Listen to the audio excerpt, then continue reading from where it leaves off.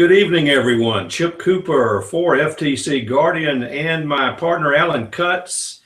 And we're going to do a little experimentation here for a couple of minutes just to see if everybody in the room can see and hear me and also Alan. So I'm going to let Alan maybe do some chatting on the chat box, and I'll just sit by patiently here and maybe do a little soft shoe for you. So Alan, are you working away there?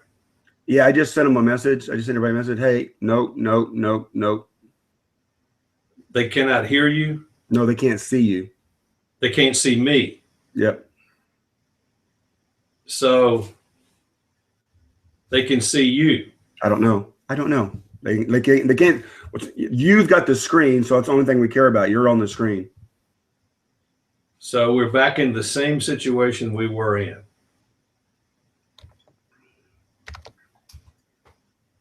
Incredible.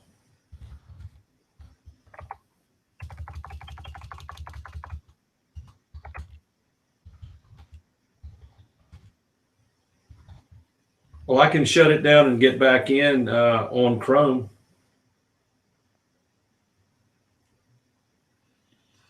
Okay, I don't know if that's going to work, but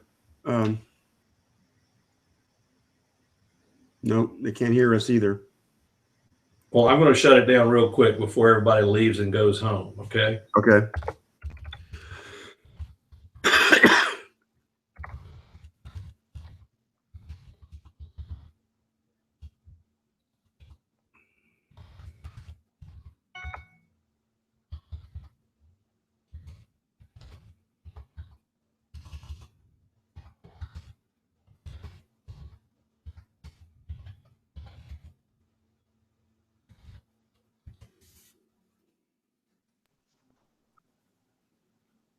Okay.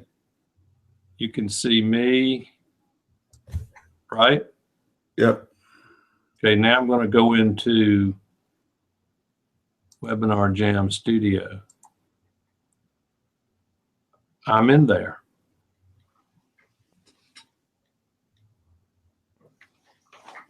See what happens now. Yep. Now attendees are showing up. So apparently they can see me even though I'm... Just wait.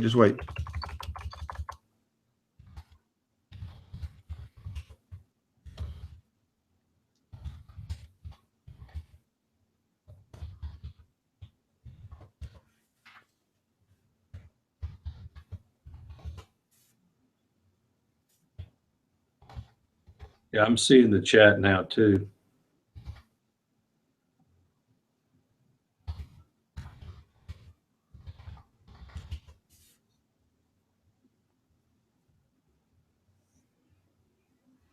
Guys, can you hear me?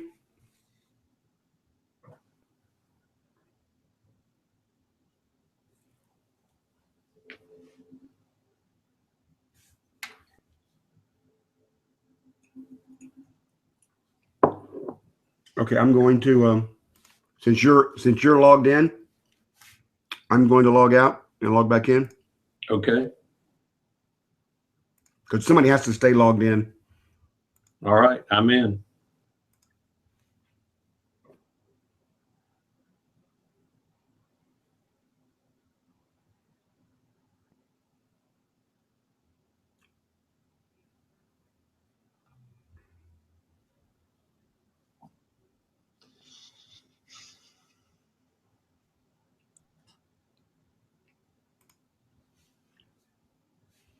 I don't think you ever logged out. I haven't yet.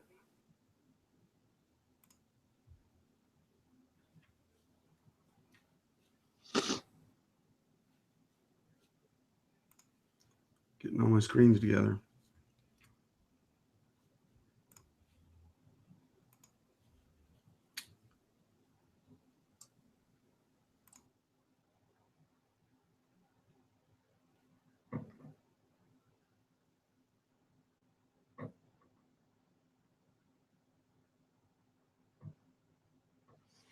This is incredible.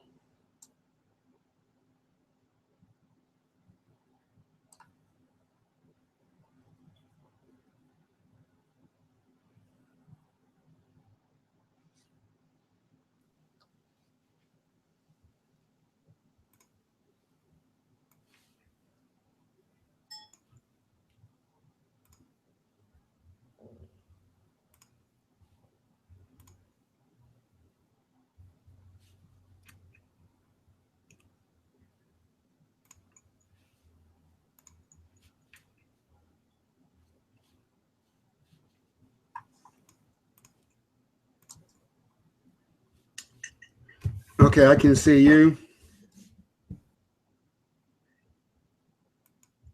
Shit, this sucks.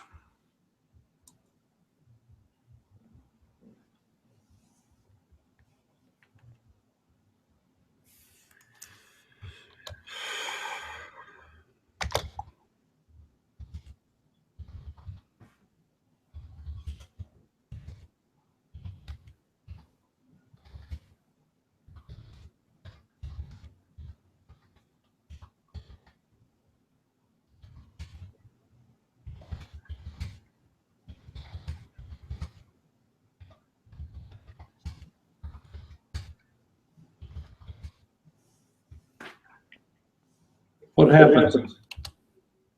Can you hear me? I can hear you, but I'm not listening to you. I'm trying to talk to them.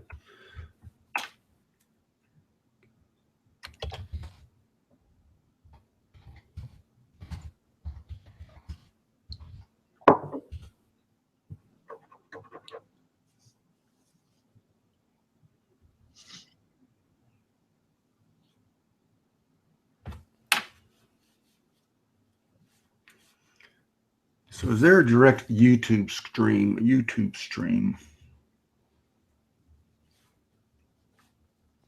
If you open YouTube, where would it be in YouTube? Where would the direct YouTube stream be?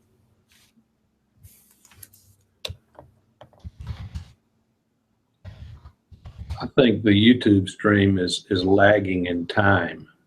They're all the same. I think the one that's in real time is Google Plus.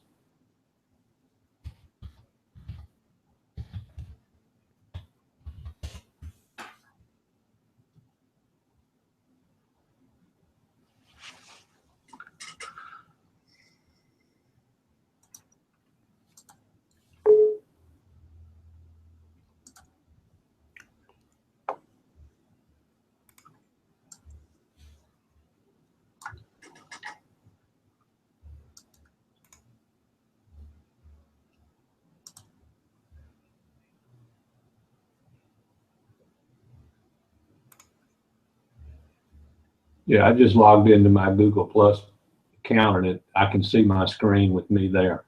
So what's the link at the top? Where do you want me to put it? Just copy and paste it in chat. Chat? Just a normal chat we use. Just a normal chat we use. I am thing.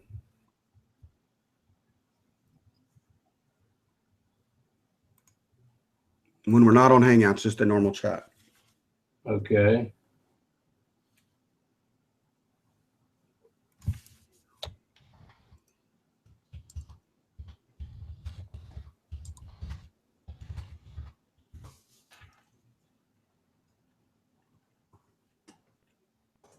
There it is.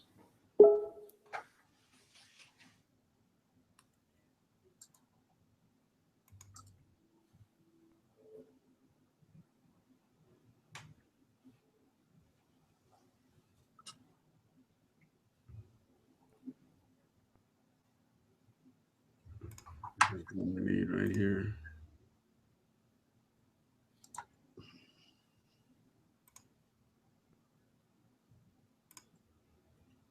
Yeah, okay. That's not it, but that got me to it where I needed to go.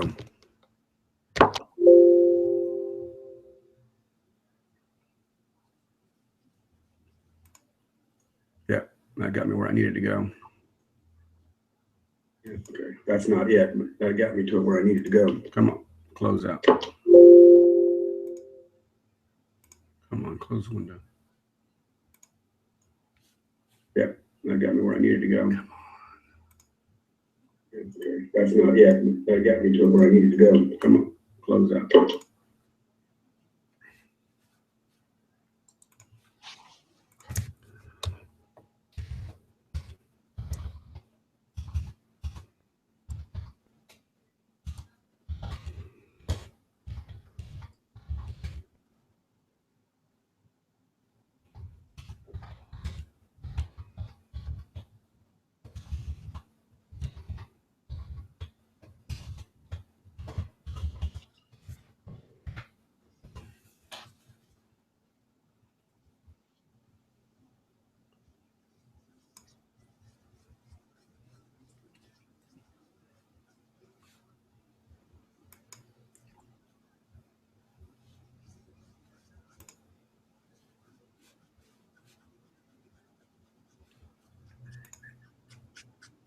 I think that's going to work. You do or don't? No, I do.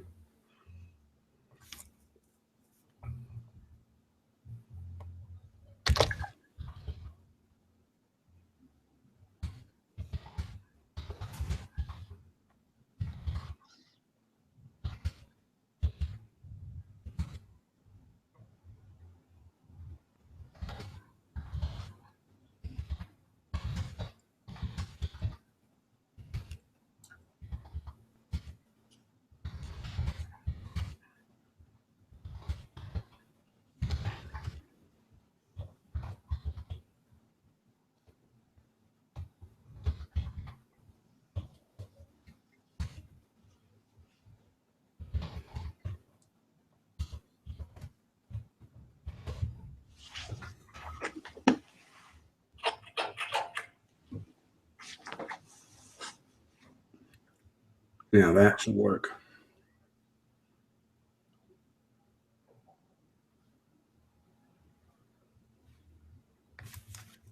Okay, so that seems like it's working. Okay, so I'm talking to them.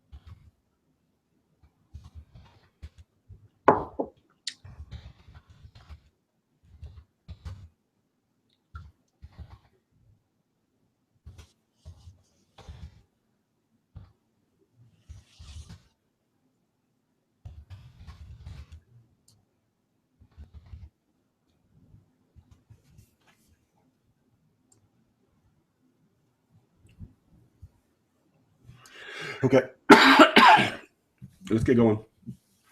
So can they see me on YouTube? So they can see you on YouTube. They're going to be on YouTube, and they're still going to go back over here to the chat. And worst case scenario, it all goes up tomorrow morning on the members area. So it's all good.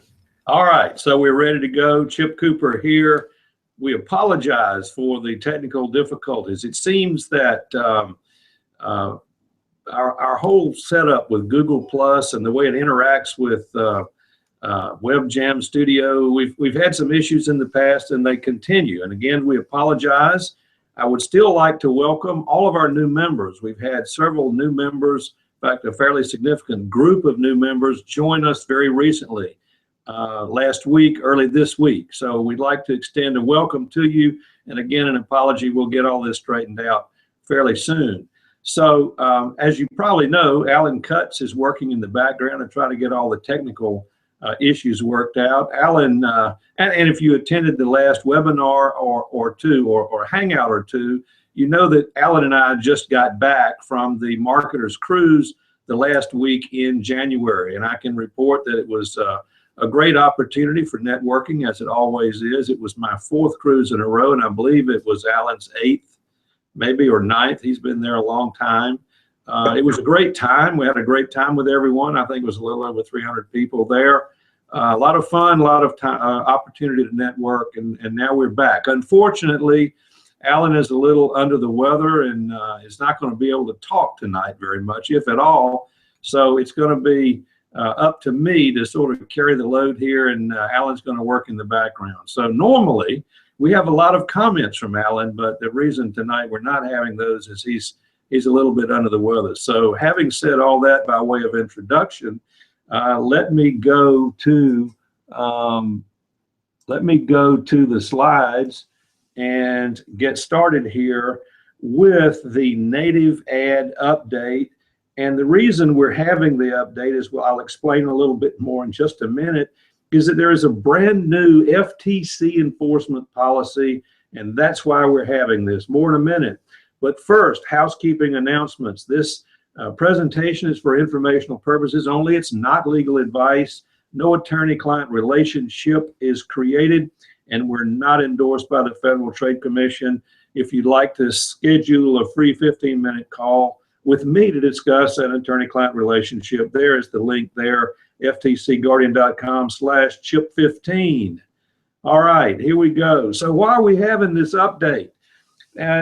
Particularly because we had a Hangout dedicated to native ads only in November of 2015, just over, well, a couple of months ago. So why do we end up having this update? The answer is very simple. Within about a month of our Hangout for native ads, the Federal Trade Commission, specifically on December the 12th, came out with a brand new deceptive ad policy statement that provides a lot of rules regarding native ads, rules that the Federal Trade Commission has said that they're going to enforce. And the key information here is that these rules are really what is known as an enforcement policy, meaning that the Federal Trade Commission is going to bring lawsuits against marketers who don't follow the rules. In many cases, when the FTC issues statements about some type of deceptive ad or some new wrinkle, it's really in the nature of guidelines, which they may or may not enforce. But this is enforcement policy. They're going to enforce these rules. And so that's why we're having to update our November Hangout with this presentation. So by way of a quick review, what are native ads in the first place? They are ads that are integrated into a platform that match the ad platform in terms of function and appearance, look and feel, and they're very distinctly different from banner ads. And that's one of the reasons they have higher conversion rates. Now, this information I took from Wikipedia. It indicates a list of the categories of native ads. Probably the most typical is ones you see typically on BuzzFeed, feed ads. There are also search ads typically seen on Google, recommendation ads. Amazon would be the key player there. Promoted listings, also Amazon, in-ad links, and then custom everything else. That's a quick checklist of the types or categories of ads. And you see here the basic concern of the Federal Trade Commission regarding native ads. Quote, and this is by Mary Engel, Associate Director of FTC Advertising Practices. The statement was made in June of last year. Quote, for us, the concern with native advertising is whether consumers can recognize what they're seeing is an advertisement or not, because the ad blends into the context of other content, and sometimes consumers may be seeing an ad but not realize that it's an ad. So that's the concern of the FTC. So here are some examples that we pointed out back in November.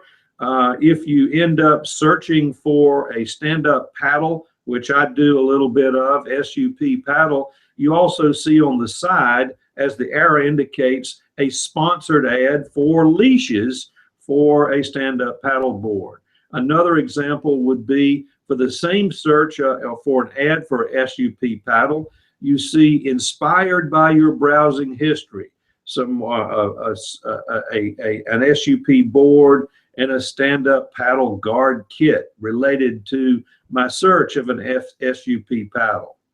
But, and also with respect to Google, you know, on the right column, and you see the little yellow ads symbol there, you see the paid ads on the right column. Those are fairly obvious as being native ads.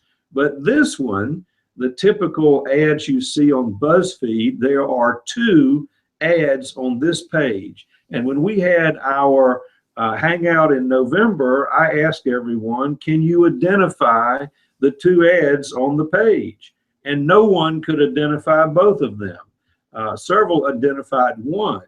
So this is the problem. These ads blend in, and you'll see here, I've highlighted in green the ads and also pointed out with red arrows where they are. But when you go back, you know, at first blush, you really have a hard time distinguishing an ad from the content of BuzzFeed, and that would be indicative of the concern that the FTC has. So that's probably the classic native ad, at least in terms of my thought process on what they are. So when we had our Hangout back in November, there was really one primary takeaway, and that is that native ads should be clearly labeled as ads. And here's a checklist: a yellow ad sign, which we saw just a minute ago, sponsored by, sponsored content, paid posts by. All of these indicators should notify or disclose to a consumer that what they're looking at is an ad, right? And then the last two bullets: do not use promoted by or presented by. Those four at the top really communicate the idea that there's a paid advertisement. The last two bullets probably do not indicate a paid ad, and that's why the recommendation is not to use them. So this was the primary takeaway. But then with the new enforcement policy, there are a number of takeaways, and I have boiled the takeaways down into what I call the top 10 disclosure tips taken from the new enforcement policy. And we're going to run through these fairly quickly. Many of them are self-explanatory and don't require a lot of discussion. But this is the new material that was just added by the Federal Trade Commission, which, as I indicated earlier, will be enforced. Okay, here we go. Number one, policy applies to everyone who participates either directly or indirectly in creating a native ad. So we need to understand that not only the guy who maybe wrote the ad, but everybody who participated in the dissemination of it or the creation of it could be liable for an FTC claim or lawsuit. So the FTC is not going to just single out the poor fellow who created the ad, but everybody that surrounds him, the company, other people who work with this person would probably also be named in the claim. So that's important to understand. Then point number two, place disclosure near the ad's focal point. And here you can see with this point, this tip, along with the others we'll see in just a minute, everything seems to be pointed to making the disclosure very conspicuous, easy to recognize, and not hidden or buried in the context. So near the ad's focal point. Number three, place disclosure immediately in front of or above the ad's headline.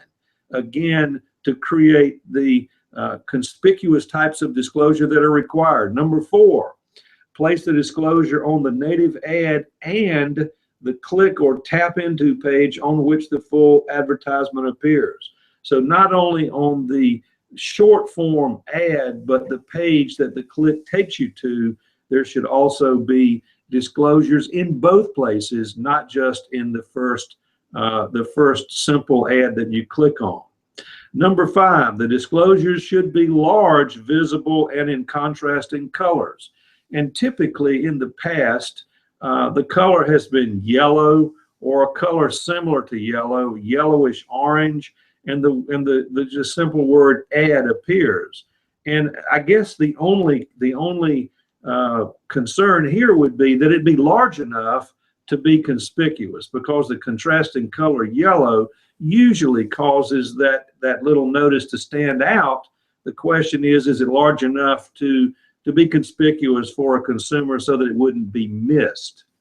Okay, number six, I've never seen an audio disclosure, but apparently there are some, and the FTC says in rule number 6, audio disclosures should be in a sufficient volume and cadence for consumers to hear and understand. So it shouldn't be glib and easy for them not to hear. They should easily be able to hear the disclosure. Number 7, use plain, straightforward language, no technical jargon.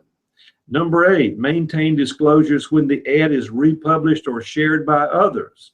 So if there's republishing, that ad should simply go with the republishing and not die when the link is clicked. Number 9, visual disclosures should be displayed long enough for consumers to notice, read, and comprehend. So it shouldn't just disappear before a consumer has an opportunity to read it and understand it and comprehend it. And then finally, do not use company names or logos on their own to signal that content is a commercial ad. The names or logos simply by themselves are not enough. You need to have those initial words, paid ad or advertisement, sponsored by, the ones that we looked at the very beginning that were the takeaways from the November Hangout. So those are the 10 rules that I have boiled down from the recent FTC enforcement policy.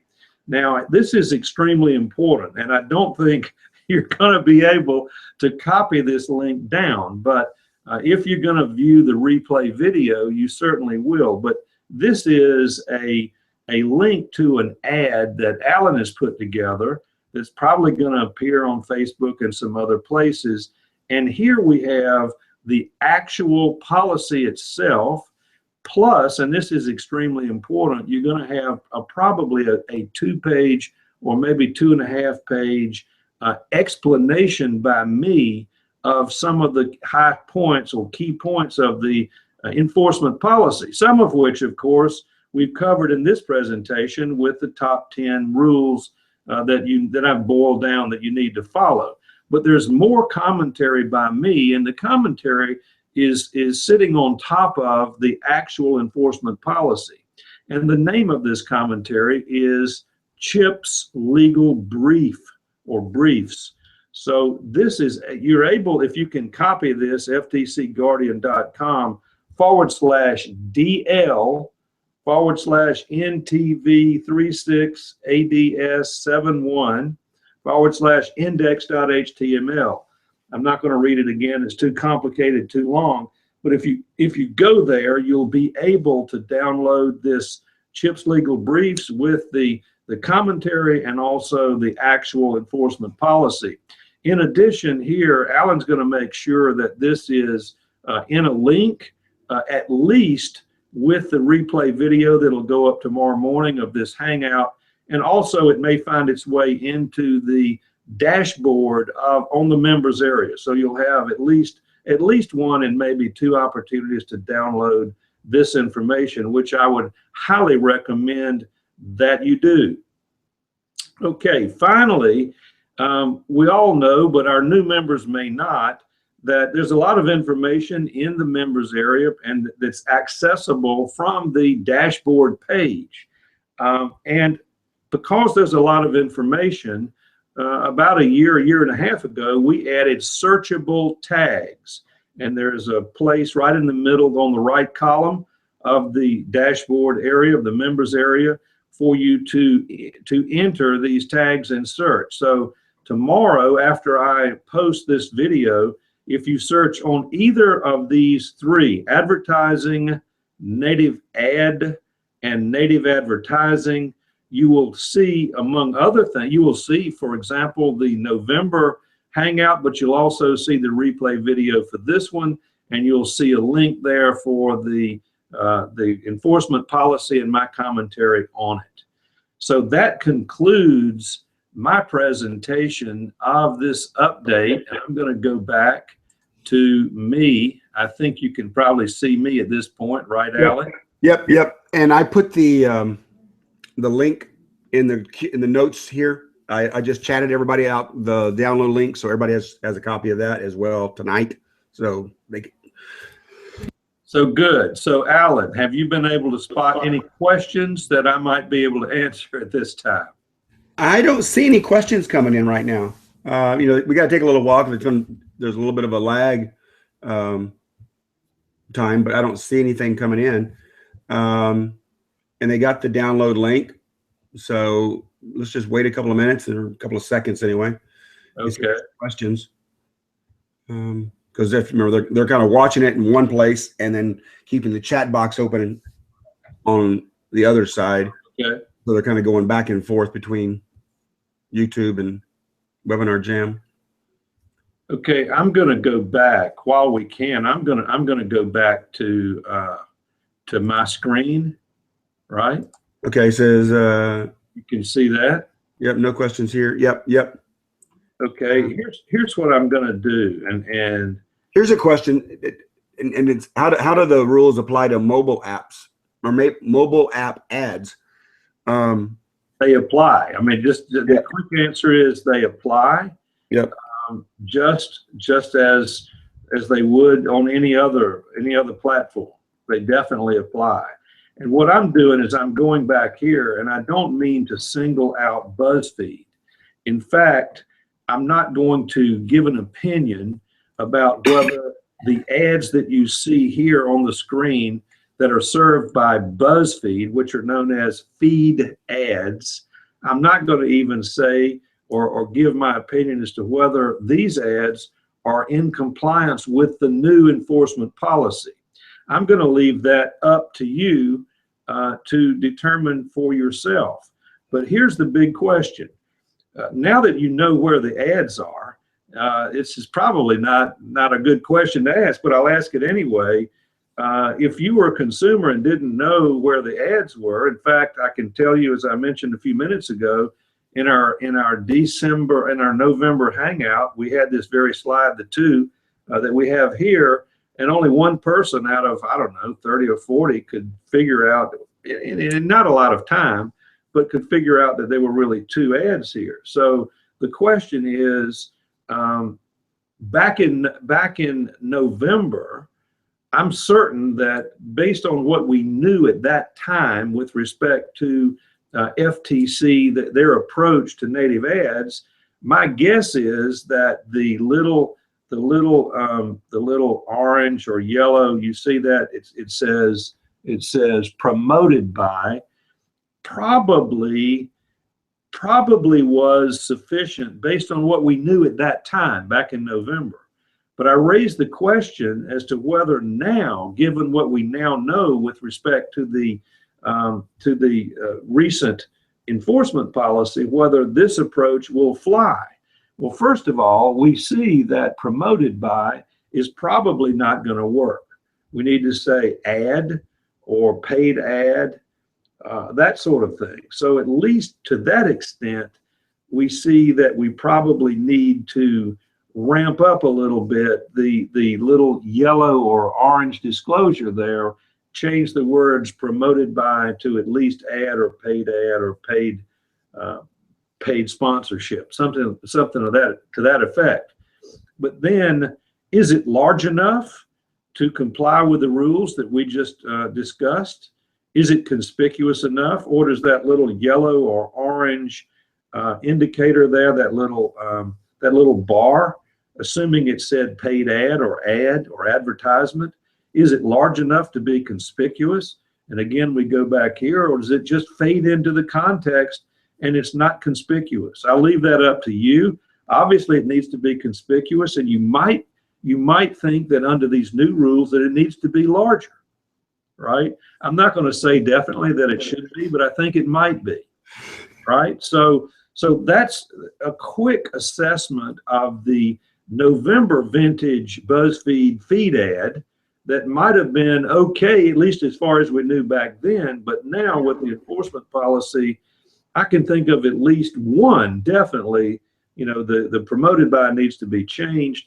And then two, perhaps it needs to be larger to be more conspicuous. So that would be a commentary on this particular ad, and I'll leave you to draw your own conclusion. So okay, leave it there. I'm going to answer some questions. Yeah, I'm going to answer a couple of questions, but I want you to leave the screen there because I'm going to comment to the screen. Billy asked, "Is an affiliate banner a native ad?"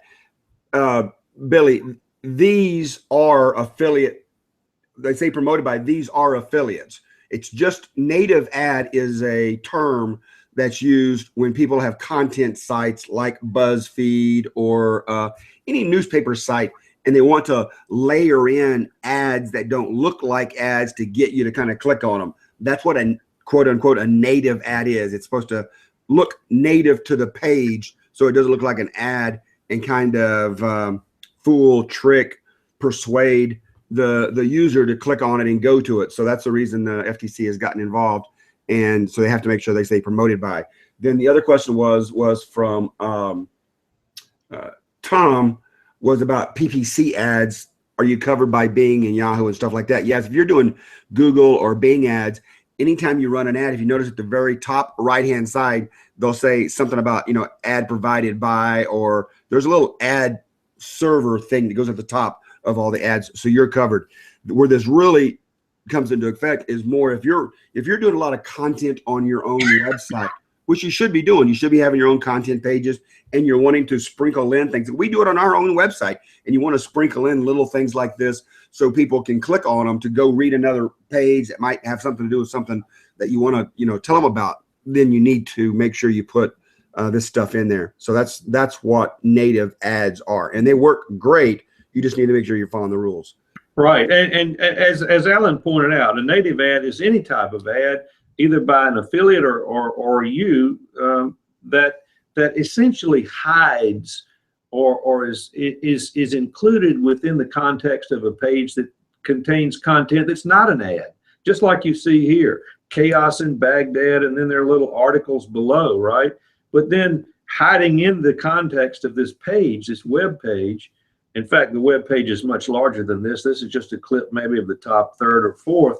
You see the two ads, one ad for Pepsi and one ad for a Frappuccino at Starbucks. And you remember, you see the Pepsi logo in the upper right for that one, and the Frappuccino, that you remember when we talked about the rules, the new rules, the 10, just the logo and name alone is not enough. You remember that. So really the burden of disclosure here falls on this little yellow or orange bar that says promoted by, which under the new rules should say paid ad or advertisement or sponsored by.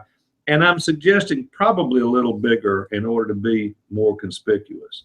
So it's any ad, whether your ad or an affiliate that's posting an ad on your website or whatever, that sort of hides or becomes part of the context. That's what we're talking about, as Alan indicated. Any other questions, Alan, or is this pretty much it? Hang on, I got a cough. Alan said to me tonight that he didn't want to talk, but he's been talking a lot, and that's unfortunate because the poor guy has a terrible cough. Hang on, let me read this question real quick, and I'll come back. Okay, I'm going to shut my mic a second.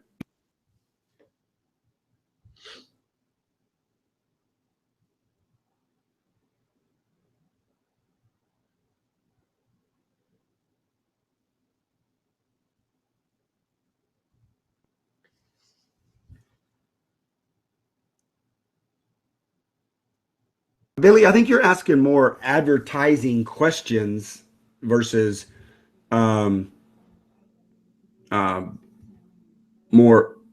how to do banner ads versus the compliance side of it. So you'll have to take that up with somebody else, because you're asking more how to do a banner ad versus what's compliant versus what's not compliant. Are you, Alan, talking about Billy? I can see that. Well, yeah. One of Billy's questions is, how can you use a banner ad that when you click through it doesn't say advertisement? Here, the banner ad is to be distinguished from a native ad. The banner ad is very clearly an ad. I mean, it's sitting usually at the top of the page, and it's very, very easy to spot that it's an ad. In fact, for that reason, they typically have a relatively low conversion rate, right, or click-through rate, because it's so clearly an ad, and so people may glance at them and decide, well, that's an ad, I'm not interested, I'm not going to click on it. And that's why native ads have a much better click-through rate. They hide within the context of the web page, right? And people think it's part of the web page and it's not an ad, and they click on it, and it's a better click-through rate. So a banner ad by definition is not a native ad, and you don't need to worry about this stuff. Now, I guess there's somewhere along the way that there is a gray area between a banner ad and a native ad, and which is it? And if that's the case, then you probably need to make sure you follow the rules. But if it's clearly a banner ad, then you don't have to worry about these rules. The consumer understands it's an ad and is not going to require additional disclosures. It's only when it's hidden within the context that the FTC says there might be confusion, and we need disclosure in order to prevent confusion. So that's what I see here, Alan. If you have, are there any other questions that you can point to quickly? No, I just want to. I'm just going to make one quick point, and the difference between an ad, a native ad, and let's say one of the other. Chip has arrows pointing to two different ones versus one of the other ones, like men shaving their chest or the vigil, whatever. Is that if you click on one of the twos that had the arrows pointing at them, those were ones that when you go to that page, there may be content on it, but they're going to ask you to take an action of some sort. It may be give me an email address. It may give you a zip code. There's something about there's going to be action required. The other ones may be just straight an article, right? There's no call to action of any kind on the page. It's strictly an article. So just for your own sake, and I mean, because it's great marketing, is start paying attention to CNN and to some of these websites, news sites out there, and start and look at them and say, okay, is this going to be an article? Before you ever click on it, before you even push the button, look at it and say, is this going to be an article, or does this look like there's going to be a call to action behind it if I click it? And then click it and find out. And that's the difference between a native ad and a content click. Basically an article lead in. Right, and I might add this to what Alan just said. Going forward, obviously, all of the advertising people for major companies, and again, I mentioned CNN because Alan mentioned it, but there are a number of others. Obviously, they have legal departments that are very much involved in studying these enforcement rules and advising their advertising department, marketing and advertising, exactly what they should do to comply. So one thing you might do is similar to what Alan suggested, is go to some of the bigger websites. And again, CNN comes to mind, and check out how they are presenting native ads now that these enforcement rules have come out. Because I guarantee you that their legal department has been very busy in the last few weeks advising their marketing people exactly what they need to do in order to comply with these new enforcement rules, these policies. So sort of take a look there, as Alan suggested, click on some of these and see what happens. Look at the disclosure, make up your own mind. I mean, we're all consumers, right? We're marketers, we're online business people, but we're also consumers. And ask yourself the question, is that a native ad? If so, was it conspicuous enough to alert me as a consumer that it's an ad instead of just an article, right? So ask yourself these questions and see how the bigger websites, the bigger players on the internet are now presenting native ads. And I'm sure that you'll find that they're making some changes based on these new rules that are laid down in the enforcement policy. Because things were sort of loosey-goosey, as you see from this BuzzFeed feed ad, prior to the enforcement rules coming down. And I think they're going to tighten up some as a result of these this policy, the enforcement policy that's coming out. One last question, Alan, do you see anything that we need to check here and make sure we answer before we sign out? I think we're good for this evening. I think so. So I'm going to go back to me here, and I'm going to one more time quickly apologize for the technical difficulty, but hopefully thanks to Alan, we sort of jerry-rigged the system here so that you could actually follow the Hangout. I appreciate Alan's technical ability. I'm not sure I could have done that. And hopefully we have somehow dodged the bullet and presented an informative and very helpful hangout for you tonight. We've got another one later in the month. And so we invite you, particularly our new members, to stay tuned for that. And we'll provide you some more information at the end of the month that I believe will be very helpful to you. So that's all I have for FTC Guardian and my partner, Alan Cutts. I wish you all a very pleasant good evening.